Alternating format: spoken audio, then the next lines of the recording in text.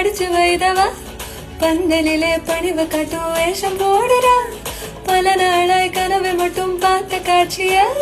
முதலிரவில் தணிக்கையின்றி பார்க்க போகிறா அடியே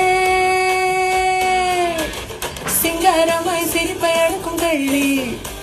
எங்குளத்தில் மட்டும் மலரும் இந்த அள்ளி சிறுகுண்டு மல்லிப்போ பல புள்ள குட்டியாய் இவத்துக்கு போட போவதா சிக்கிட்டா சிக்கிட்டா சிக்காத கால சமையலுக்கு உதவ ஆளு கிடைச்சிட்டா